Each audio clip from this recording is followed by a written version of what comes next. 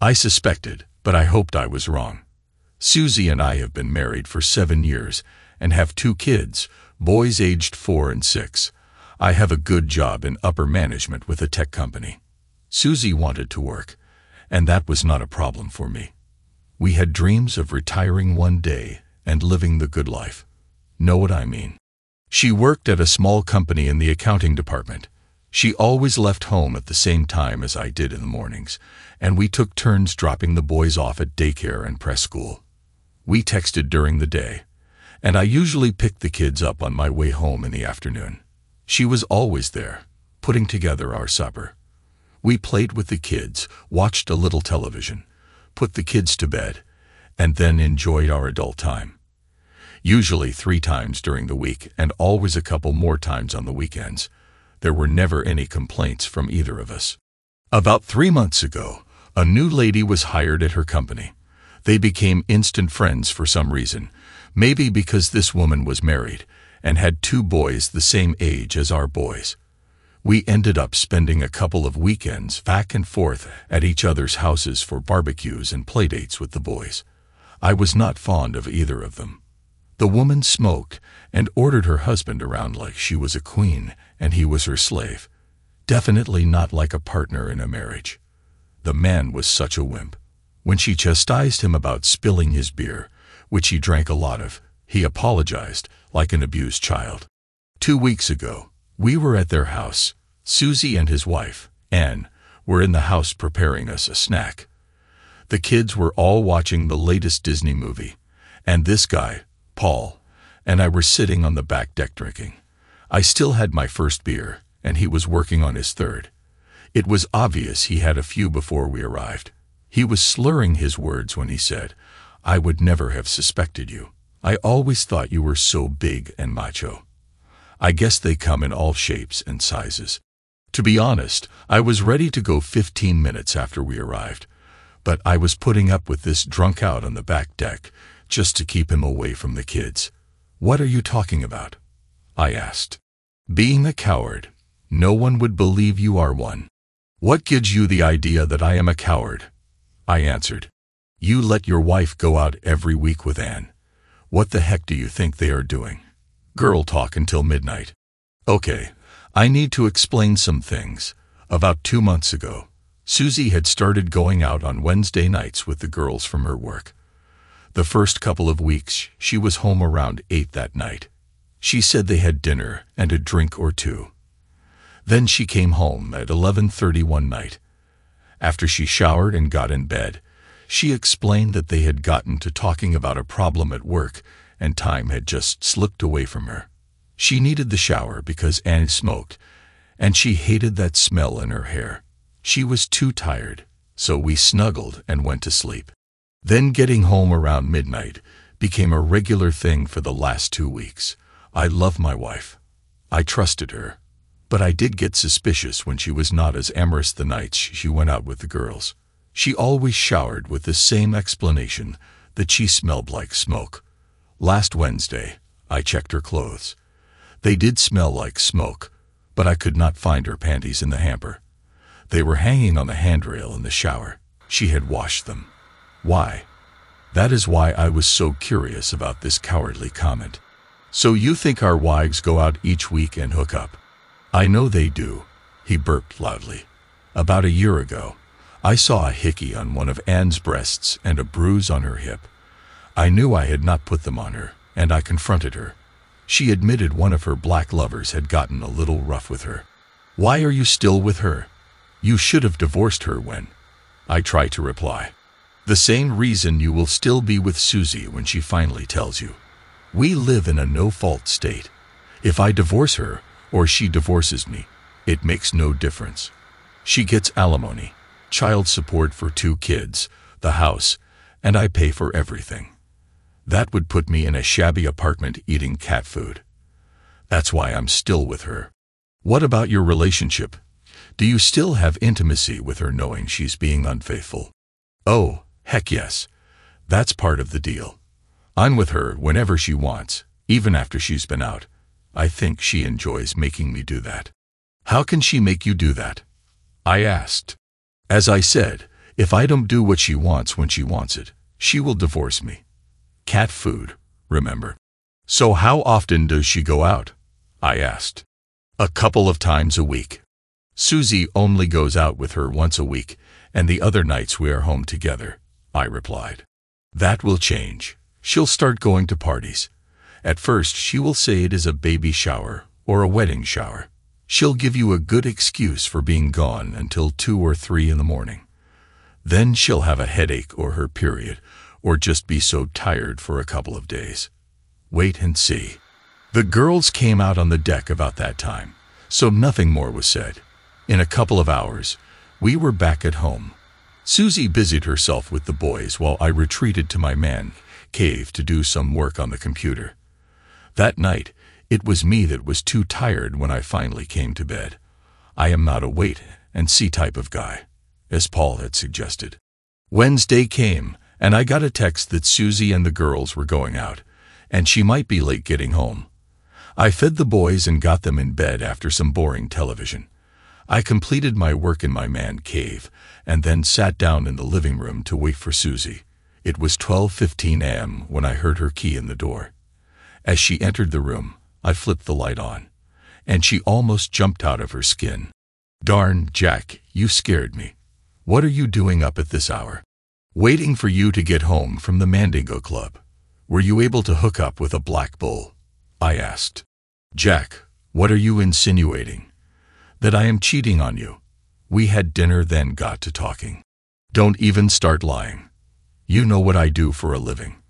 I know where you were and what you were doing. Technology is amazing. It was then that she smiled, that wicked, evil smile. I knew what was coming. So what? There is nothing you can do about it. If I want to have every black banana in the city, you'll just have to put up with it. This is a no-fault state. Divorce me, and I'll get alimony and child support for 2 kids. You'll pay the house note and the kids' tuition. You might get to see your boys once a month if you are lucky. I'll move one of my bulls in here to help with the kids, and there is not a darn thing you can do about it. You'll be living in a crappy little apartment and eating tuna fish out of a can. So just get over it. Anyway, this is probably just a passing fantasy for me. Maybe a year, maybe 2 or 3, and I'll be over my fascination with big black bananas. Then we can get back to the lives we have planned. Now I'm going to take a shower and get ready for bed. You better be there when I get there. You know how I like you to spoon with me at night. That little speech was rehearsed. I am betting it was prepared for her by Anne. I got up, cut the light off, and walked up the stairs. She did not try to kiss or hug me. In bed that night, I did spoon with her. No sloppy seconds or black cream pies. The next morning, things went back to normal. I did not want to upset the boys any more than they were going to be in a few weeks. Before she left for work, Susie told me there was going to be a baby shower Saturday night, and she was going with Anne. I grinned and looked at her. You never were a good liar, Susie. If I have to accept you being with other men, you should at least tell me the truth about where you are going. One of Anne's black friends is having a party, and I'm invited. I'll be home around 3 p.m. or so, she replied. See, that was not so hard, was it? I answered. Jack, I love you. I always will. This is just something, you know, a fantasy. Nothing more. Susie, I have had plenty of fantasies over the past years, but I never acted on them. No, this is cheating. Not only on me and our marriage vows, but the boys also. I have to put up with it because of the laws in this state, but it is cheating, I replied. I think you better change your attitude. Things can get a lot worse for you, she replied. I'm trying. I just need some time.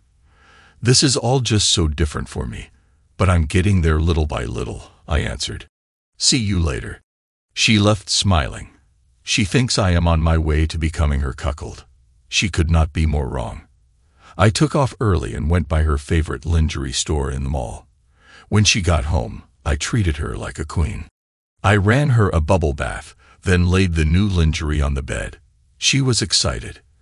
I made a big production of helping her dress and then having her walk around the room posing like a runway model. I told her how much I loved her and that we could work this out. She attacked me, smothering me with kisses, then giving me a great BJ.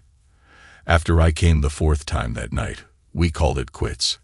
I think I have enough of her recorded that I can edit it down to maybe 20 minutes with just her. My face will be blurred out. On Saturday night, I washed her dress for the party. She is going to be a big hit, that's for sure. I recorded her getting dressed. I think I will be able to use that also. She air-kissed me when she heard Anne blow the horn. "Don't wait up," she shouted as she walked excitedly out the door. The boys were already in bed, so I went directly to the man cave. I have a lot of work to do. It was almost 5 a.m. when I heard her stumbling up the stairs. "Jack, come help me, please." "Sure, baby." "Rough night," I replied. Anne and I were the only girls at the party. There were 8 bulls. "Susie, hold your voice down, or you'll wake the boys," I replied. She is obviously drunk, but I suspect she is high on something like Molly or ecstasy. I can't get her to shut up. I finally got her upstairs and undressed. That's when I noticed the hickeys. She had them on both sides of her neck and on the top of her breasts. She saw me looking at them. "They marked me so that you would know what I had been doing. I told them you already knew, but they marked me anyway." "Look what they did," she answered. She dropped her skirt to the floor, and I saw what she was talking about. Just above her red landing strip were the words "Black Banana Woman" written in black ink, followed by 8 sets of initials. She turned, and I saw "Jamal was here" written on her back, with an arrow pointing to her hole. It's kind of exciting, don't you think? Again, I did not answer. "Where are your bra and panties?" I asked. "They were taken as trophies," she answered. I made her sit there until I decided that everything that was going to drain out of her was out before I helped her into the shower. I was afraid she would fall, so I slipped out of my boxers and got in with her. I washed her and used the handheld shower to douche both her front and back. I guess the water hitting that swollen front got her going again. She hugged me and whispered in my ear, "I love you, Jack. You always take such good care of me. I'm still pretty stretched out and sore, but let me give you a BJ." Before I could answer, she was on her knees. She gives a great BJ. I'm gonna miss that. When we were finished, I patted her dry and got her in bed. I let her sleep through breakfast with the boys. I made pancakes and told them Mommy was sick. It was 2 p.m. before she stumbled into the kitchen. She was hungry, so I made her some pancakes. She ate and drank a glass of orange juice, listened to the boys for about 10 minutes, then said she was going back to bed. That was fine with me. While the boys watched a movie, I retreated to my cave and made final arrangements with Mr. Mugabe. He had won the bidding. Do you know that over 250,000 girls and women go missing each year in the United States alone? I also bet that you do not know that there are 6 countries in Africa that allow slavery and have active slave markets. The Democratic Republic of Congo is one of those countries. It also happens to have the world's largest supply of cobalt, which is used in those electric cars everyone thinks is the future of transportation. Some Africans have made millions of dollars using slave labor to supply that cobalt. You won't hear about that at any clean air protest. At my job, I spend a lot of time tracking cyber criminals on the dark web. It was there that I had offered Susie. There was a picture of her with this description under it. She is a 26-year-old natural red-haired beauty. She stands 5 foot 7 inches tall and weighs 115 pounds. She has 34C breasts with hardly any sag. Her eyes are green, and her skin is a brilliant ivory color typical of natural redheads. She enjoys intimacy of all types and is addicted to big black bananas. Bidding starts at $50,000. I also attached the video. I closed the bidding when it reached $115,000 and contacted her new owner. After a few emails, I told him I would accept $100,000 if he would provide me with certain things. He agreed. Susie did not go to work Monday, I imagine she stayed in bed again all day. She did have dinner ready when the boys and I got home. Tuesday was a normal day as she went to work. Wednesday around noon, I got a text that she was going out with Anne after work.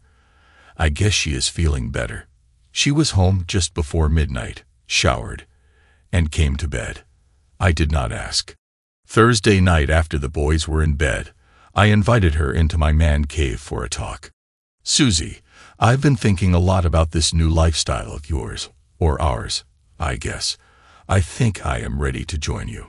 She grinned like the cat who ate the canary. Thank you. You will be so happy. We'll take it slow at first. I won't rush you into anything you can't easily accept. But soon you'll find out, just like Paul did, that it can be so rewarding for you also. She was starting to get too far ahead. Baby, I want us to take a vacation, get away from town for a few days. I think I would be more at ease away from anyone we know for my first time. I've given this a lot of thought, and I booked us a flight to the Cape Verde Islands off the coast of Africa. You can lay on the beach during the day, and I'll watch you flirt with all the locals. Then at night, we'll go to a club where I can watch as you dance with different men. When you decide which one you want to be intimate with, you invite him back to our room, explaining to him that I like to watch. I'll do it any way you want, like standing in a corner watching or sitting naked in a chair while you are intimate with him. After he leaves, I'll make sure you're completely satisfied. She jumped out of her chair and sat in my lap, kissing and thanking me. She promised to be an understanding and gentle mistress, not as overbearing as Anne is with Paul. She promised that she would always see to my needs, whatever the heck she meant by that. I have no idea. She was so glad I had finally accepted my situation. She even mentioned how happy that witch Anne would be for us. Susie told me that there was another party this Saturday night, but she was not going. She would be too busy shopping, packing, and making arrangements for the boys since we were leaving Sunday evening. She actually said she did not want to be sore for the trip. Tuesday, we were in a 4-star hotel in the capital city of Praia. The beach is beautiful, and there were plenty of black bulls working at the hotel or walking around in the streets to keep my wife interested. Susie seemed very happy, and when I suggested we make love before going down to supper, she was all for it. I found her to be dripping wet. I showered first, then dressed and told Susie I would meet her in the restaurant in an hour as she wanted to take a bubble bath before she dressed. No problem. I had some things to go over with Mr. Mugabe. I found him waiting in the restaurant sipping a drink. He was just as I envisioned him. He is 40 years old and stands about 6 foot 4 inches, weighing around 240, with a shaved head. He stood as I approached, and we shook hands. The 2 men with him were introduced as his personal security. He was dressed in what looked like an Italian suit, which probably cost him $5,000, and was wearing a watch easily worth $15,000. When we sat, he smiled and said he had wired the money this afternoon when he received the pictures of us checking into the hotel. I told him I had gotten a notification from my bank that they had received the money. He suggested a scenario for this evening that I agreed with. I was just finishing my drink when Susie walked into the restaurant. She looked amazing. "Introduce me to your friends," she told me as she smiled at Mr. Mugabe. He had stood as she approached the table, and he took her hand. "I am Winston Mugabe. These 2 are part of my security team." He pulled her chair out, and she sat down. "Jack told me his wife would be joining him for supper, but I had no idea you would be such a lovely creature. You are absolutely the most stunning woman I have seen since arriving here." Susie's eyes did not leave his. "Why, thank you, Mr. Mugabe. Are you here in the islands on vacation like us?" she asked. "Both business and pleasure. I arrived on my yacht 2 days ago and completed my business this afternoon. I decided to delay my return for a couple of days. Now that I have met you, I am glad I did." "I am sorry. I do not mean to interrupt your supper," he answered. He started to stand when she put her hand on his. "No, don't go. Stay and have supper with us. We can talk, and you can tell me all about Africa." He sat back down, raised his hand, and snapped his fingers. 2 waiters ran to the table. "I'll join you, but it is my treat." He ordered something in his native language and then dismissed the waiters. Susie was enraptured, listening to him talk about his tribe and how he was the oldest prince in line for the throne. He had been educated in England and now ran their cobalt mines. Dinner came, and it was some fish I did not recognize. We were finishing when we heard the band start up in the club. He invited us to join him, and he took Susie's hand and led her across the lobby into the club. I slowly followed. We found a table, and he immediately ordered a round of drinks. It was not long before he asked her to dance. I may as well have been one of the chairs because Susie never looked at me. She molded herself to him on the dance floor. They danced for about 15 minutes. When they returned to the table, he said he needed to make a phone call and walked into the lobby. That's when Susie started talking. "This guy is perfect. He is rich, well-educated, and strong as a horse. You are going to enjoy watching me. I will go wild when that black snake worms its way into my womb. When he gets back, I'm going to invite him up to our room. I'll tell him you like to watch, so be on your best behavior. Jack, if you mess this up for me, I'll ask him to have his bodyguards rough you up. Understand?" "I understand. I won't be a problem," I replied. This woman has gone from threatening to ruin me financially to threatening to physically harm me. I assured her I would play my part. In the years we had been together, I had never heard Susie talk like that. He walked back to the table and sat down. "A problem?" she asked. "No, nothing like that. Just something I needed to handle back home before it gets too late," he replied. "Why don't we take this party to our room? My woman can be direct." He looked into her eyes and asked about me. "He won't bother us. He likes to watch," she answered. "Mugabe knows the true reason why she is here. That's totally fine with me, but I would like our first time to be special. Just you and me, if that is all right with you. I'll extend my stay, and we'll have plenty of time to play games over the next few days. How about tonight we go back to my yacht and spend some time getting to know one another?" he asked. Susie never looked at me or asked for my approval or permission. "I'd love that," was her answer.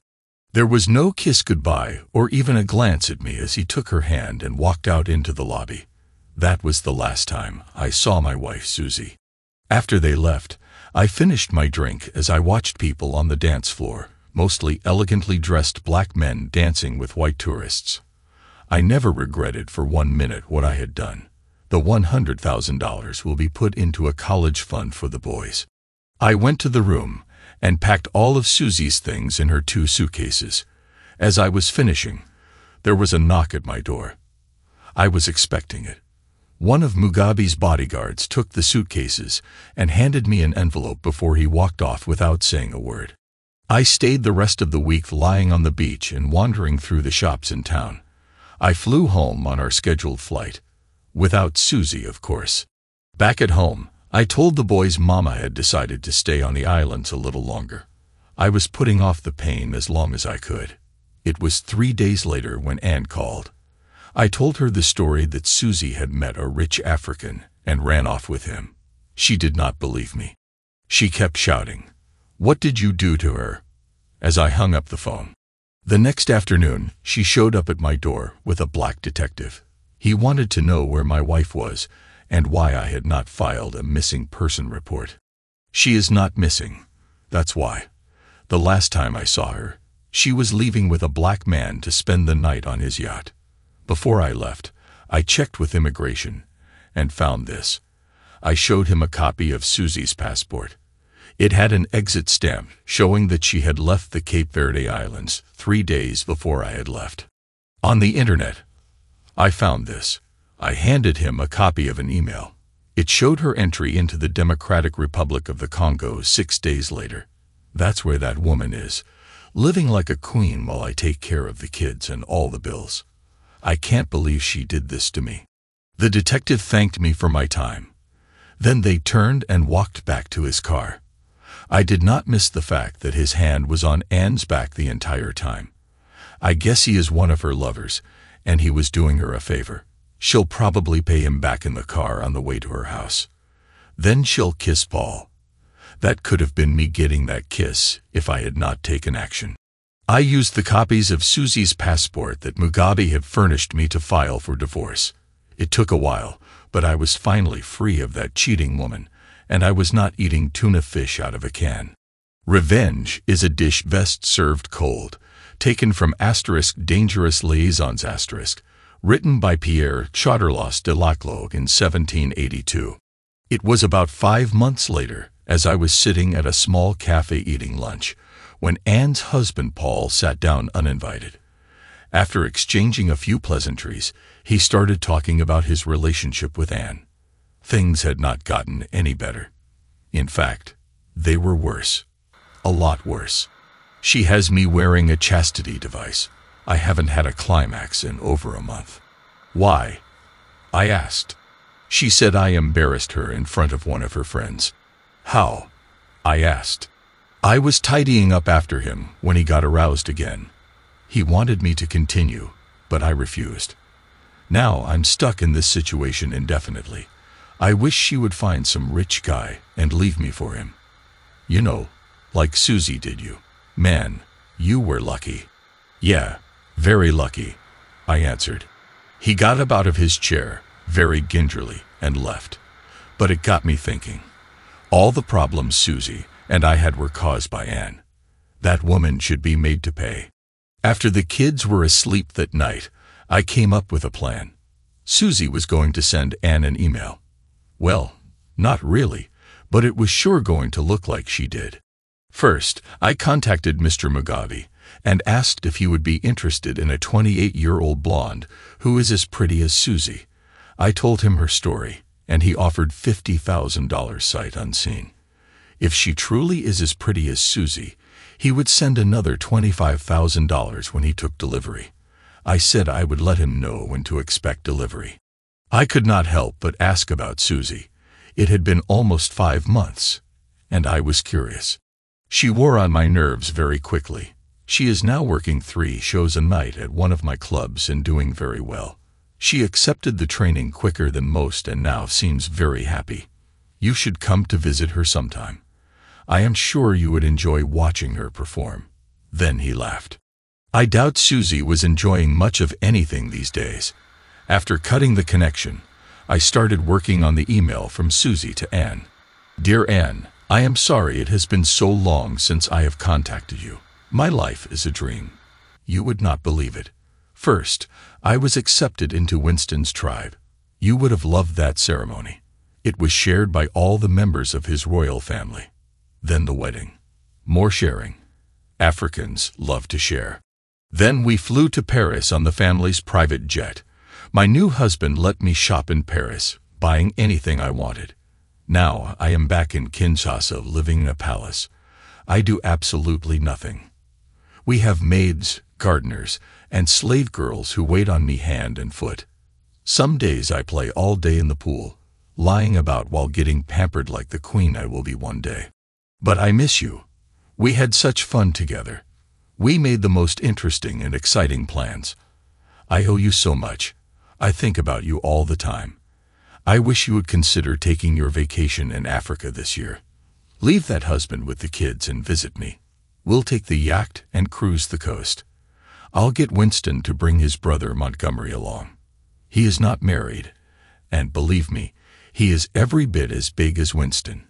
You'll love him. I could even get you accepted into their tribe. You know how much I love watching you with a group. Think about it. Love you, Susie. I sent that, and within an hour, I got a reply. Dear Susie, so glad to hear from you. Your life sounds so exciting. I am so happy for you and appreciate that you credited me with getting you away from the boring life you had here. Mine is about the same as it was when you were here. I still go out on Wednesday nights and party most weekends, so I won't go into it. You know the drill. Oh, one thing is different. I have Paul in a chastity device. After I had Jamal slapped him around. He did it, but for embarrassing me, I put him in the device. It has been over a month now. He cries and begs me to take it off. I like your idea of a vacation. We had planned on taking the kids to Disney World next month. I could let Paul do that trip, and I could go see you. But like always, it is about the money. We cannot afford the ticket to Africa and the tickets to Orlando right now. It took us 2 years to save for the trip to Disney. But Monty sounds interesting. Keep in touch, Anna. Not to sound too anxious, I waited 2 days before responding. Dear Anne, sorry it took so long to write you back. We went on a visit to the mines. We flew in helicopters over the jungle and through the mountains. Africa is so beautiful. There we stayed in our home away from home. It is another mansion complete with everything a girl needs to be happy, meaning lots of young male and female slaves to do her bidding. Don't worry about the money. Tell me the date you can come and the date you have to return, and I'll have it all arranged for you. Bring summer clothes and bikinis. Love you, Susie. The reply with the dates was almost immediate. An hour later, I had made all the flight arrangements for Mrs. Ann Jones to fly to Kinshasa in the DRC. It was a round-trip ticket, but she would only use half of it. She was never coming home. Mr. Mugabe was pleased with Anne and sent me another $25,000. The day before she was scheduled to come home, I sent Paul an email from Anne's email account telling him she had met someone and was staying in Africa. Short and sweet. It was about 2 weeks later, as I sat having lunch, that Paul again sat down across from me. Uninvited, of course. I want to thank you. For what? I asked. I don't know how you did it, but I just came from my attorney, and he said I should not have any problems divorcing that Anne. What happened? I asked. No, I am not going to play this game with you. Again, thank you. He got up and left the restaurant. I did notice he was moving normally again. There are always options. Thanks to everyone who took the time to listen to today's stories. If you enjoyed it, please consider liking and subscribing if you haven't already. Feel free to share your thoughts on the events in the comments below. Take care.